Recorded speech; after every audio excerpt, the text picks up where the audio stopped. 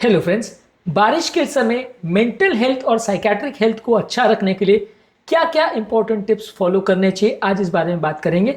ज़्यादातर लोग बारिश का मेंटल हेल्थ पर और साइकेट्रिक हेल्थ पर क्या कोरिलेशन होता है इस बारे में लोग नहीं जानते। इवन डॉक्टर्स भी इस बारे में कभी चर्चा नहीं करते। ज़्यादातर लोग को ऐसा लगता है कि हमारी मेंटल हेल्थ पर बारिश का कोई सिग्निफिकेंट इफेक्ट नहीं होता। इस मिथ को हमने एक वीडियो में ऑलरेडी बस किया है, जहाँ पे हमने बहुत सारे ऐसे फैक्टर्स डिस्कस किए हैं जो आपकी मेंटल हेल्थ को और साइकेट्रिक हेल्थ को अफेक्ट करते हैं बारिश का जो होने की वजह से। आज हम उसके लिए आपको कुछ यूजफुल टिप्स देंगे जो बारिश के टाइम आपकी मदद करेंगे इस तरह के मेंटल या साइकेट्रिक प्रॉब्लम से बचने में। टॉपिक बहुत इंपॉर्टेंट है, इसलिए एंड तक देखिएगा। टॉपिक पर जाने से पहले जो लोग हमारे चैनल पर नए हैं उन्हें रिक्वेस्ट करूँगा कि चैनल को सब्सक्राइब करें, वीडियोस को लाइक करें, शेयर करें, फॉलो करें, कमेंट करें। देखिए, टॉपिक में हम कुछ इंपॉर्टेंट और सैलिएंट फीचर्स आपको बताएंगे और साथ में उसके यूजफुल टिप्स भी बताते चलेंगे, इसलिए वीडियो को एंड तक देखिएगा। ये एक एक्सक्लूसिव कंटेंट है जो आपको किसी भी और चैनल पे नहीं मिलेगा। इनफैक्ट आपके डॉक्टर्स भी आपको इस बारे में नहीं बताएंगे, इसलिए इस वीडियो को एंड तक देखिएगा। चलिए शुरू करते हैं इंपॉर्टेंट वीडियो।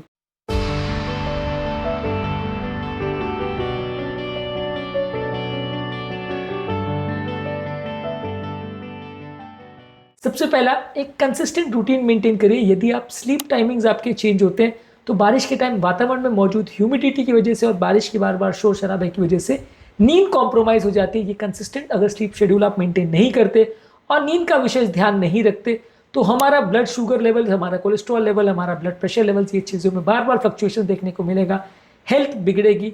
इसलिए स्लीप का एक कंसिस्टेंट शेड्यूल रखना जरूरी है। दिन भर का भी ओवरऑल एक कंसिस्टेंट शेड्यूल मेंटेन रखना जरूरी है।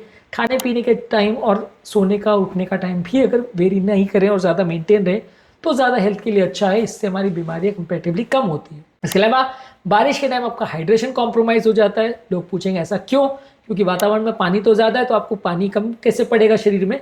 ऐसा होता है इसलिए कि बारिश के टाइम हमें प्यास ज़्यादा नहीं लगती है, क्योंकि मुंह ज़्यादा नहीं सूखता। जब मुंह नहीं सूखता तो हम पानी नहीं पीते, इस वजह से बॉडी में इफेक्टिव डिहाइड्रेशन होता है। ये हमारे मूड को, हमारे कॉग्निटिव फंक्शन को अफेक्ट कर सकता है। इसलिए आप प्यास ना भी लगे तो भी 2-3 लीटर पानी पीजिए। शरीर में कई इलेक्ट्रोलाइट्स का भी इम्बैलेंस होता है जब हम पानी नहीं पीते हैं और ओवरऑल ह्यूमिडिटी की वजह से ब्लड का कंसिस्टेंसी चेंज होता है। तो इसके लिए आप थोड़ा इलेक्ट्रोलाइट सप्लीमेंट्स भी ले सकते हैं, तो ये भी आपकी ओवरऑल मेंटल हेल्थ के लिए अच्छा है। इसके अलावा आप एक हेल्दी डाइट लीजिए जिसमें फल सब्जियां ज़्यादा हो, ग्रेन्स ज़्यादा हो, लीन प्रोटीन ज़्यादा हो, हेल्दी फैट ज़्यादा हो, विटामिन मिनरल्स खासकर विटामिन डी, B12, मैग्नीशियम और ओमेगा 3 फैटी एसिड्स ये ज़्यादा हो। ये सारे ही फूड प्रोडक्ट्स अगर ज़्यादा हैं तो आपका मेंटल हेल्थ कंपैरेटिवली बेटर रहेगा। Vitamin D, vitamin B12, magnesium और ओमेगा 3 फैटी एसिड्स, इस पर हमने ऑलरेडी अलग वीडियोस किए हैं। कौन कौन सी चीज़ों में रहता है इन्हें चेकआउट कीजिए। इसके अलावा लाइट थेरेपी की आवश्यकता है। आप थोड़ा टाइम दिन भर में जब कभी भी धूप निकले, धूप में टाइम स्पेंड करिए। सनलाइट का एक्सपोजर बॉडी में विटामिन डी बनाता है जो कि आपके कई तरह के न्यूरो कॉग्निटिव प्रॉब्लम्स को कम करता है। विटामिन डी की कमी होने से ब्रेन रिलेटेड प्रॉब्लम ज़्यादा होते हैं। इसके अलावा सनलाइट का एक्सपोजर नहीं होने से कई साइकेट्रिक प्रॉब्लम्स भी होते हैं। हमारी डिप्रेशन, एंग्जाइटी और mood disorders, mood swings comparatively ज़्यादा होते हैं यदि धूप का एक्सपोजर ना हो। तो इससे बचने के लिए थोड़ा एटलीस्ट आधा एक घंटा धूप में टाइम स्पेंड करिए जब कभी भी धूप निकले। पूरे दिन भर जब बारिश के टाइम आप घर पे बैठे रहते हो, धूप नहीं होती है, तो इससे साइकेट्रिक प्रॉब्लम्स ज़्यादा होते हैं। इसके अलावा रेगुलर फिजिकल एक्टिविटी कीजिए। जब बाहर नहीं भी जा पा रहे तो भी घर में आधा से 1 घंटा वॉकिंग, रनिंग, स्विमिंग, डांसिंग, जो भी आप घर पे एरोबिक एक्टिविटीज कर सके जिससे आपका मूड और एनर्जी लेवल्स मेंटेन रहे, उससे मेंटेन करिए।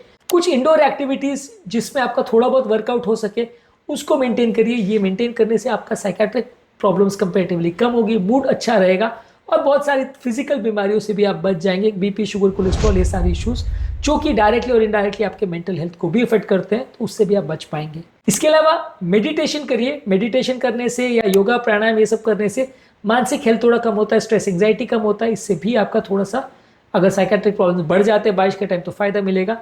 बहुत ज़्यादा अगर प्रॉब्लम हो रही है तो आप साइकेट्रिस्ट की मदद भी ले सकते हैं।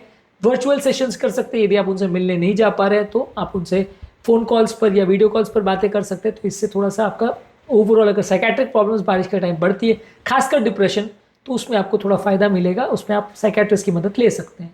इसके अलावा घर में प्रॉपर वेंटिलेशन होना चाहिए, क्योंकि घर में फंगस का होना बहुत सारे तरह के इन्फेक्शंस को लेके आता है। बहुत सारी तरह की बीमारियां बढ़ती है, कई बीमारियां इसमें ब्रेन को भी इफेक्ट कर सकती है। तो इन्फेक्शन से बचिए। घर में प्रॉपर वेंटिलेशन होना चाहिए, लेकिन बहुत ज़्यादा ह्यूमिडिटी नहीं होनी चाहिए। डी-ह्यूमिडिफायर का प्रयोग करिए तो कंफर्टेबल ह्यूमिडिटी लेवल्स मेंटेन रहेगा। इससे आपका ओवरऑल हेल्थ अच्छा रहेगा और आपको इन्फेक्शंस कंपेरेटिवली कम होंगे। इन्फेक्शन से बचने के लिए हाथों को और बॉडी को प्रॉपर क्लीन करिए। खाने को और पानी को भी प्रॉपर क्लीन रखिए। ये सारी चीज़ें बारिश में आपकी ओवरऑल हेल्थ को कॉम्प्रोमाइज़ कर सकती है।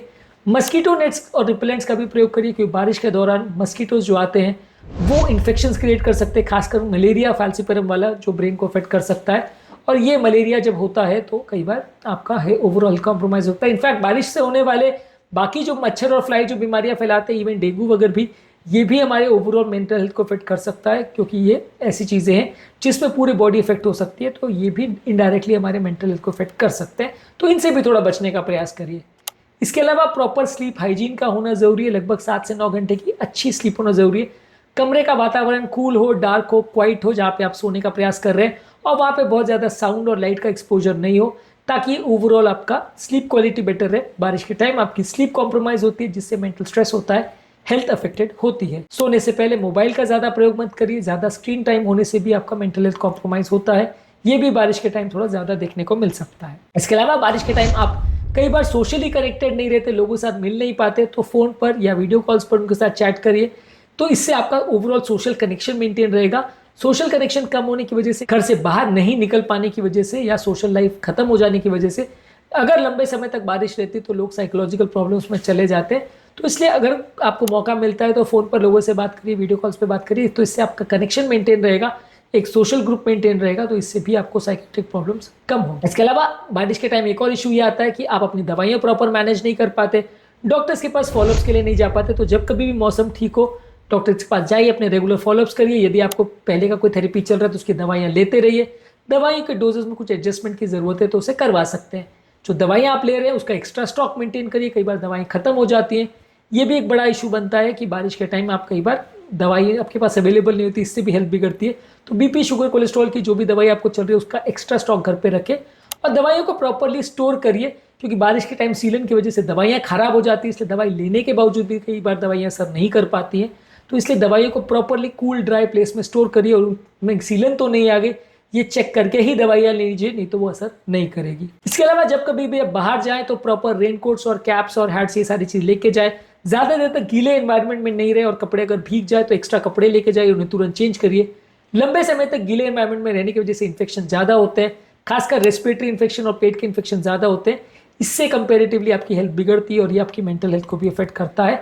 कभी अगर इस प्रॉब्लम की वजह से एडमिट होना पड़ता है तो हमारी साइकेट्रिक प्रॉब्लम्स और ज़्यादा बढ़ जाती हैं। तो ये सारी चीज़ें भी ध्यान रखने की आवश्यकता है। बारिश से खुद को प्रोटेक्ट करना है, और ज़्यादातर जो बाहर का काम कर रहे हैं वो ऐसे टाइम पर ही करिए जब बारिश ना हो रही हो, ताकि आप भीगे नहीं। और थोड़ा सा इस बात का भी ध्यान रखिए कि यदि आप बाहर निकल रहे हैं तो फिसले नहीं, गिरे नहीं।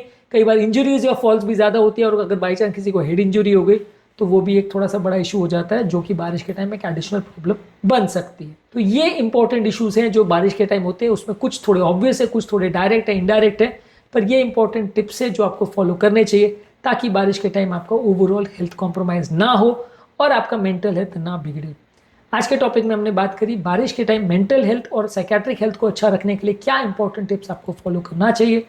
उम्मीद करूंगा कि आज के टॉपिक में कुछ नई बातें जानने को मिली होगी। जो लोग हमारे चैनल पर नए हैं उन्हें रिक्वेस्ट करूंगा कि चैनल को सब्सक्राइब करें, वीडियोस को लाइक करें, शेयर करें, फॉलो करें, कमेंट करें, पूरा देखें।